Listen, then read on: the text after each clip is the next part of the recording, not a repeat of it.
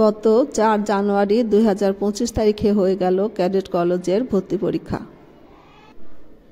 Rajshahi cadet college বাংলাদেশের রাজশাহী জেলার চারঘাট উপজেলার সারদায় পদ্মা নদীর তীরে অবস্থিত।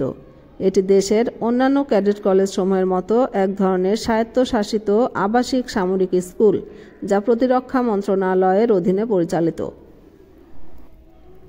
এখানে মাধ্যমিক ও উচ্চ মাধ্যমিক স্তরের অর্থাৎ সপ্তম থেকে দ্বাদশ শ্রেণী পর্যন্ত শিক্ষা দেওয়া হয়। এই কলেজসমূহের মূল লক্ষ্যই সামরিক বাহিনীতে যোগ্য কর্মকর্তা তৈরি।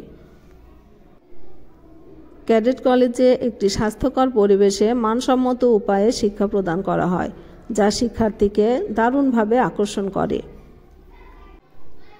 একজন শিক্ষার্থীর সর্বাত্মক নৈতিক ও বুদ্ধিবৃত্তিক ব্যক্তিত্ব গঠনে একজন শিক্ষার্থীকে ক্যাডেট কলেজগুলো দারুণভাবে সাহায্য করে। ক্যাডেট কলেজে পড়ার সবচেয়ে বড় সুবিধা হলো ক্যাডেট কলেজে পড়ার খরচ নির্দিষ্ট নয়। এখানে খরচ নির্ধারণ হয় পিতামাতার আয়ের উপর। যেমন শিক্ষার্থীর বাবা যদি কৃষক হয়, সেক্ষেত্রে তার বেতন দিতে হবে 1500 টাকা, আর বাবা যদি সচিব হন তাহলে তার বেতন দিতে হবে 15,000 টাকা। বাংলাদেশে 12টি ক্যাডেট কলেজের মধ্যে 9টি ছেলেদের জন্য এবং 3টি মেয়েদের জন্য নির্ধারিত। প্রতি বছর সপ্তম শ্রেণীতে 600 আসনে 450 জন ছেলে এবং 150 জন মেয়ে ভর্তির সুযোগ পায়। 3 ঘন্টায় 300 নম্বরের পরীক্ষার মাধ্যমে মেধা যাচাই করা হয়। তারপরে নেওয়া হয় মেডিকেল টেস্ট ও ভাইভা।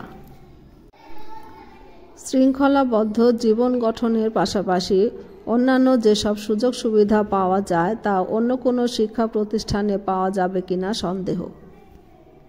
ক্যাডেট কলেজে যে সকল শিক্ষার্থী পরীক্ষা দিতে আসে তাদের অভিভাবকদের জন্য ক্যাডেট কলেজ কর্তৃপক্ষ বসার সুব্যবস্থা করে দিয়েছেন।